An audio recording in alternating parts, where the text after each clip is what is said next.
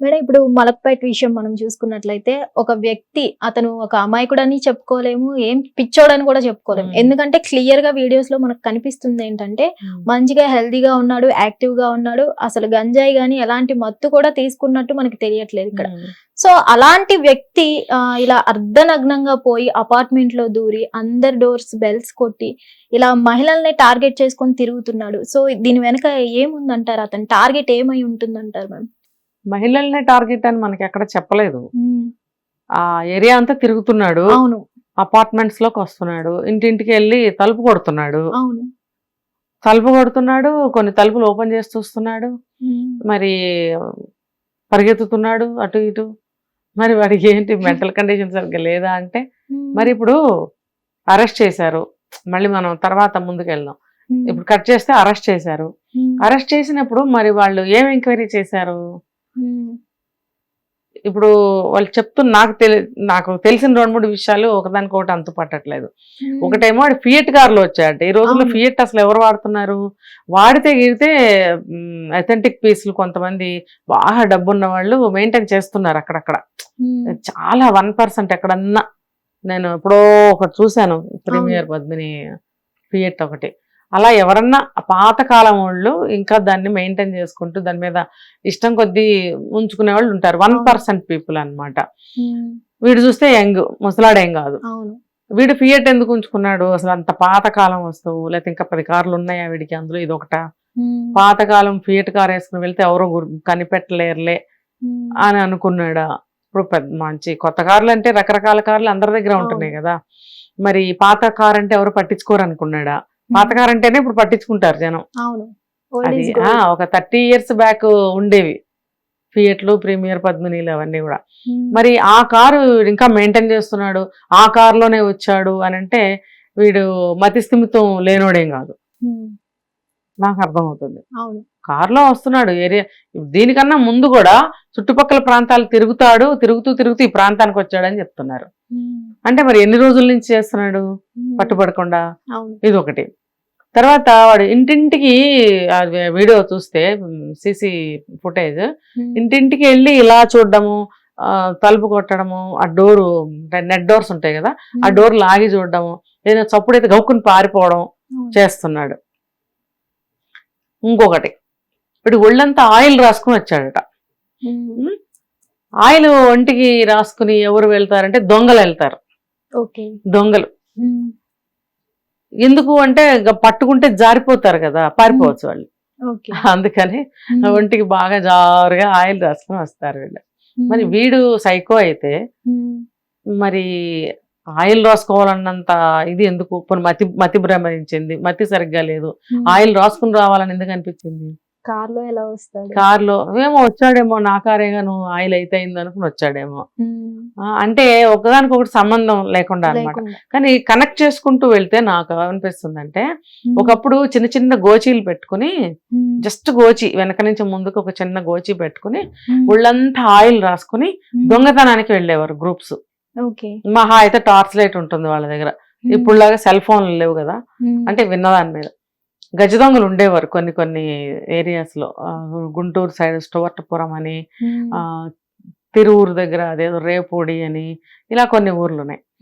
వీళ్ళు గ్యాంగులుగా బయలుదేరి ఒక దగ్గరకు వచ్చేసి దొంగతనాలు అక్కడ డివైడ్ అయిపోయి దొంగతనాలకు వెళ్ళేవారు. ఇప్పుడు తగ్గిపోయాయి దొంగతనాలు అనేవి, 90% పోయినాయి. అంటే ఆ టైప్ ఆఫ్ దొంగతనాలు. మామూలుగా దొంగ అంటే దొంగలు అని చెప్పుకునేవాళ్ళం, ఆ దొంగలు లేరు ఇప్పుడు. ఇప్పుడు ఇంకో రకం దొంగలు బయలుదేరారులే, ఇది వేరు. చైన్లు కొట్టేయడము, ఇలాంటి దొంగతనాలు ఇప్పుడు. అప్పుడు అలా కాదు, పర్టికులర్గా నైట్ బయలుదేరి వాళ్ళు పగలంతా గాడిద రక్తం తాగుతారంట, అంత తాగి గాడిద మాంసం తింటారంట, తిని కిలోమీటర్ల కొద్ది పరిగెత్తుతారంట. ఎందుకు అని అంటే మనకు మూవీలో కూడా చూపించాడు, అదే మూవీ ప్రకాష్ రాజ్ మూవీ, నాకు గుర్తు రావట్లే, అందులో చూపిస్తాడు. ఎందుకు అని అంటే వాళ్ళకి ఆ తన్నులు తంతే పోలీసులు తట్టుకోవడానికి గాను వాళ్ళు అది తింటారంట, ఆ బలం కోసం. తర్వాత దాని రక్తం తాగితే కూడా అంతే శక్తి వస్తుందంట వాళ్ళకి, ఆ దెబ్బలు తినే శక్తి, తట్టుకునే శక్తి వాళ్ళకి వస్తుందట. ఎందుకంటే దొంగతనమే ఆధారంగా దొంగతనాలు బాగా జరుగుతున్న రోజులు అవి. సో సో వాళ్ళు పగలంతా ఆ పనిలో ఉంటారు. ఆ తినడం, అవి తాగడం, పరుగులు పెట్టడం, ఓకే. నిద్రపోవటం. అంటే రోజు తాగుతారా అంటే అది నాకు తెలీదు. పగలు ప్రాక్టీస్, నైట్ యా, ఒక రోజు తాగొచ్చు, ఒక రోజు పరిగెత్తచ్చు, ఒక రోజు నిద్రపోవచ్చు, వాట్ ఎవర్ వాళ్ళకి టైం టేబుల్ ఉంటుంది. నైట్ అయిన తర్వాత బయలుదేరుతారు గుంపులుగా, బయలుదేరి అక్కడ డిస్ట్రిబ్యూట్ అయిపోయి దొంగతనాలు చేసుకుంటారు. అయితే వాళ్ళు ఒంటికి బాగా ఆయిల్ రాసుకుంటారు. ఆ దొంగలే కదా, వేరే దొంగలైనా సరే ఆయిల్ రాసుకుంటారు. ఇది ఒక పద్ధతి. చిన్న చిన్న గోచీలు పెట్టుకుని, వాళ్ళ మనుషులకి గుడ్డ దొరికిందంటే బట్ట పట్టుకుని లాగుతారు కదా, అందుకని బట్ట ఉంచుకోరు. ఆయిల్ ఎందుకంటే పట్టు దొరకకుండా జారిపోవడానికి ఆయిల్ రాసుకున్నారు. ఇప్పుడు మరి వీడు ఆ కేటగిరీయా? వీడు ఏదైనా దోచుకోవడానికి వచ్చాడా? మధ్యలో ఉన్మాదం లేచి అమ్మాయిల మీద పడాలని అనిపిస్తుందా వీడికి? దొంగ అయిన వాడు డోర్లు దొంగ వచ్చి భోజనం చేసేళ్ళు అట్లా ఇళ్లలో వంట చేసుకుని కూడా భోజనం చేసి కూడా వెళ్ళే దొంగలు ఉన్నారని చెప్తున్నారు కదా. అయితే అన్ని సమకూరు అన్ని కూడా నెరవేర్చుకుని వెళ్ళొచ్చేమో. అన్ని దొరుకుతున్నప్పుడు అన్ని నెరవేర్చుకుంటాడు. ఏముంది వాడికి, పోయింది ఏముంది? అట్లా ఏమన్నా వచ్చాడా, దొంగతనానికి వచ్చాడా? వీడొక్కడే కాకుండా వీడికన్నా గ్రూప్ ఉందా బయట? ఫియట్ కార్ లో వచ్చాడు అంటున్నారు కదా, వీడితో పాటు ఇంకెవరన్నా ఉన్నారా గ్రూప్? మరి అదంతా పోలీసులు తెలుసుకోవాలి. లేదు వీడు ఒక సైకోలాగా బిహేవ్ చేశాడు, వీడు మెంటల్ లాగా బిహేవ్ చేశాడు అని అంటే కూడా డాక్టర్కి చూపించాలి, వాళ్ళు సర్టిఫికెట్ ఇవ్వాలి, వాళ్ళు నిర్ధారించాలి. అప్పుడు కదా వీడు సైకోనా లేకపోతే పిచ్చోడా అని నిర్ణయించాలి. అలా ఎలా పోలీసు వాళ్ళు వాడిని అలా న్యూడ్గానే కూర్చోబెట్టారంట. మన ఇంటర్వ్యూకి వెళ్ళిన వాళ్ళందరూ చెప్తున్నారు. న్యూడ్గా ఎందుకు కూర్చోబెడతారు? వాడికి ఒక గుడ్డ చుట్టి కూర్చోబెట్టాలి కదా, కూర్చోబెట్టాలి. వాడి మీద కేసు వాళ్ళు సుమోటోగా వాళ్ళే రాసుకోవాలి. ఎందుకు ఎవరు కేసు వాడి మీద రాయకపోతే వాళ్ళే రాయాలి. కానీ వాళ్ళందరూ వచ్చి కంప్లైంట్ ఇచ్చినప్పుడు అది కేసు కిందే కదా. మరి కేసు ఎందుకు వాళ్ళు తీసుకోలేదా, లేదా ఫైల్ చేయలేదా? చేస్తే అలా న్యూడ్గా పక్కన ఎందుకు కూర్చోబెట్టారు? ఫస్ట్ అయితే సెల్లో పెట్టాలి కదా. వాడు నిజంగా ఉన్మాది పిచ్చోడైతే పారిపోతాడు కదా. మరి వాడిని ఫస్ట్ అయితే లాక్ చేయాలి కదా. వాడిని లాక్ చేయకుండా కూర్చోబెట్టారు. నెంబర్ 4 చెప్తా. వాడు, నేను చూసాను ఫుటేజ్ సీసీలో, వాడు పరిగెత్తే విధానం ఒక స్పోర్ట్స్ మ్యాన్ పరిగెత్తినట్టుగా, ఆ పరిగెట్టే విధానం అటు నుంచి ఇటు, ఇటు నుంచి ఇటు పరిగెడుతుంటే బ్లర్ చేసి మనకు చూపించారు. ఆ పరిగెత్తే విధానము నాకు ఒక స్పోర్ట్స్ మ్యాన్ పరిగెత్తుతున్నట్టుగా అనిపించింది. దొంగలు కూడా అలాగే పరిగెత్తుతారు, ప్రాక్టీస్ కదా. పరిగెట్టేవాడికి ప్రాక్టీస్ తో పరిగెత్తేవాడు అలాగే పరిగెత్తుతాడు. నువ్వు నేను పరిగెత్తే ఇంకోలా పరిగెత్తాం, అవునా? మామూలు అబ్బాయిలు ఎవరైనా పరిగెత్తే ఇంకోలా ఉంటుంది. ఆ పరిగెత్తే విధానం స్పోర్ట్స్ వాళ్ళకి కానీ దొంగలకు కానీ వేరే విధంగా ఉంటుంది. వాడు పరిగెత్తుతున్న విధానము ఒక అథ్లెటిక్ పరిగెత్తినట్టుగా ఉంది. అంటే నేను సీసీలో చూసిన దాన్ని బట్టి. ఇంకొక దాంట్లో చూస్తే ఇలా తొంగి చూసి గబుక్కుని పారిపోయాడు, దొంగ పారిపోయినట్టు పారిపోతున్నాడు. తర్వాత ఇప్పుడు పట్టుబడితే ఎటు వెళ్ళాలో తెలియక ఇలా చూసి ఒక పక్క వెళ్ళిపోతావు. మళ్ళీ అదేదన్నా అక్కడ ప్రమాదం అటు వెళ్ళటం అనుకుంటే మళ్ళీ కంగారుగా నువ్వు అబౌట్ టర్న్ లాగా మళ్ళీ తిరిగి మళ్ళీ ఇటు పరిగెత్తుకు వస్తావు. సరిగ్గా అది చేశాడు అక్కడ. ఆ క్రమంలో గేటు పడిపోయింది. తర్వాత వాడు ఎవరో వచ్చారు, అలికిడైంది అన్నప్పుడు వాడు అంత ఎత్తుగా ఉన్న గోడ దూకి పారిపోయాడు. మామూలుగా ఎవడో ఒక సైకో అనుకుందాం, ఒక మెంటలోడ్ అనుకుందాం, మామూలు ఒక కామన్ పర్సన్ అనుకుంటే అంత ఎత్తు కూడా ఒక్క జంపున దూకి పారిపోలేడు. వాడు అథ్లెటిక్ అన్నా పారిపోగలుగుతాడు, లేదా ఒక దొంగ అయినా పారిపోగలుగుతాడు. చెప్పాను కదా ఇందాక, ప్రాక్టీస్ మార్నింగ్ టు ఈవినింగ్ ఒక స్పోర్ట్స్ మెన్ అయినా ప్రాక్టీస్ చేయాల్సిందే. మ్యాచెస్ లేనప్పుడు రోజు చేసే పని ఏంటి? వాళ్ళు తినేం కూర్చోరు. పరిగెత్తేవాడైతే పరుగు ప్రాక్టీస్ చేస్తాడు, షటిల్ ఆడేవాడైతే బ్యాడ్మింటన్ అది ప్రాక్టీస్ చేస్తాడు, అది దొంగ అయితే ఈ పరుగు ప్రాక్టీస్ చేస్తాడు. కాబట్టి ఆడు పారిపోయిన విధానం అంతెత్తు గోడ, ఇక్కడి నుంచి దూకి మళ్ళీ అంతెత్తు గోడ దగ్గరికి వెళ్ళిపోయి ఆ గోడ కూడా దూకి అవతల పక్కకు దూకి పారిపోయాడు అని అంటే వాడు నీకు పిచ్చోళ్ళకి కనపడుతున్నాడా, మైండ్ లేని వాళ్ళకి కనపడుతున్నాడా? సైకో అయితే అలా చేయడేమో అనిపిస్తుంది నాకు, ఇంకోలా చేస్తాడు. కరెక్ట్ గా దొంగ బిహేవియర్ నాకు కనపడింది వాడి దగ్గర.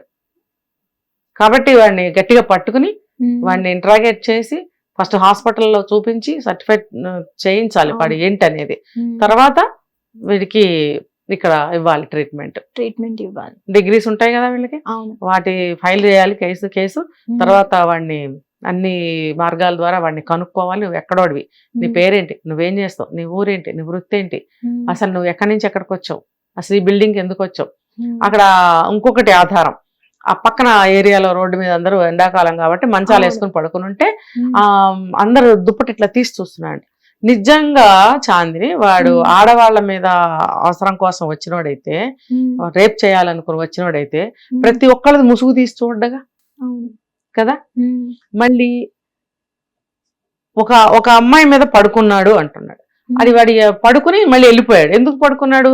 ఎక్కడన్నా ఏదైనా అలికిడి వచ్చి ఉంటుంది, గబుక్కుని ఎక్కడో చోట కూర్చోవడం పడుకోవడం చేయాలి కదా, గబుక్కున మంచం మీద అలా పడుకుని పోయి ఉంటాడు. అది అమ్మాయి అబ్బాయి అనేది వాడికి అవసరం లేదు అవసరం లేదు ఆ సమయంలో వాడికి తప్పించుకోవాలంటే ఎక్కడో చోట దాక్కోవాలి.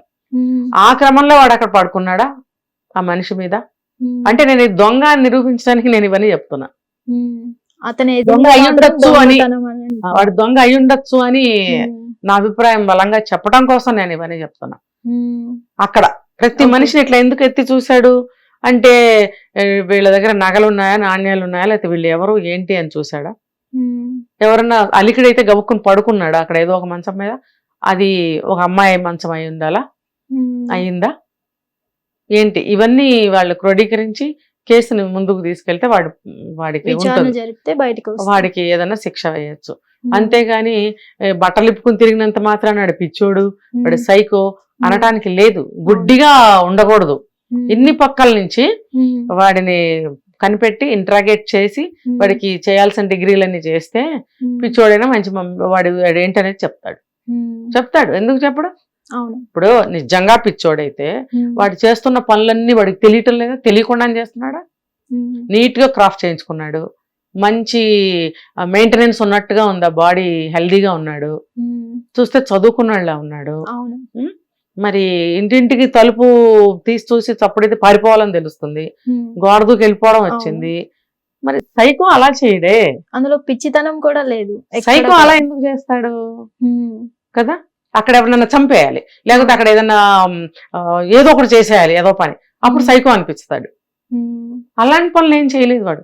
కరెక్ట్ గా దొంగ చేసిన చేష్టలే నాకు మొత్తం అనిపించింది. ఎందుకంటే దీనికి ఎలా మీరు అంటారు అని అంటే, దీనికి ఇంకొక ఆధారం నిన్నగాక మొన్న ఈ పాతకాలం దొంగలు మళ్ళీ దొంగతనాలు స్టార్ట్ చేశారనేది నాకు తెలిసిన న్యూస్.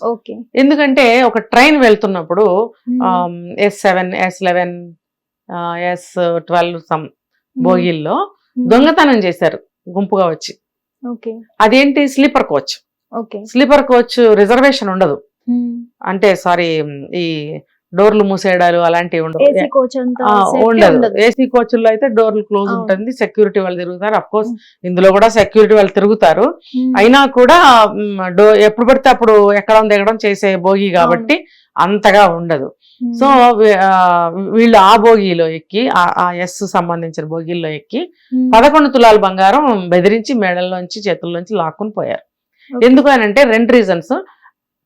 వాళ్ళకి బ్రతుకు తెరువుకి దొంగతనమే డబ్బు కావాలి కాబట్టి ఒక రకంగా దొంగతనం. రెండోది, ఇప్పుడు బంగారం రేటు బాగా పెరిగిపోయింది కాబట్టి బంగారం దోచుకుంటే మనకి ఎక్కువ డబ్బులు వస్తాయి మళ్ళీ అమ్ముకుంటే. ఈ రీజనింగ్స్ తోటి దొంగతనాలు మళ్ళీ మొదలు పెట్టారు కాబట్టి ఇలాంటి చేష్టలు కూడా స్టార్ట్ చేశారా? వీడికి ఇంకా ఏమైనా గ్యాంగ్ ఉందా? ఎందుకంటే వీళ్ళు ఒక వెహికల్ ఒక చోట ఆపుతారమ్మా, అందులో వస్తారు, అది లారీయా ట్రక్కా, ఇప్పుడు ఏదో కార్ అంటున్నారు నాకు తెలియదు, అట్లా ట్రక్కుల్లో అట్లా వస్తారు 10-12 మంది, ఎంతమంది అని రావచ్చు, 20 మంది 10 మంది వచ్చి డిస్ట్రిబ్యూట్ అయిపోతారు.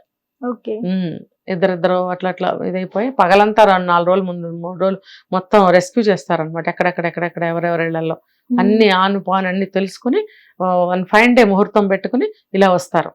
ఇలా వచ్చి వీళ్ళు దొంగతనానికి పాల్పడతారు, ఒంటికి నూనె రాసుకుని దొరకకుండా పారిపోతారు. ఇలా ఎంతో పెద్ద పెద్ద దొంగతనాలు చేసిన సందర్భాలు, కేసులు చాలా తెలుసు, గతంలో ఉండేవి.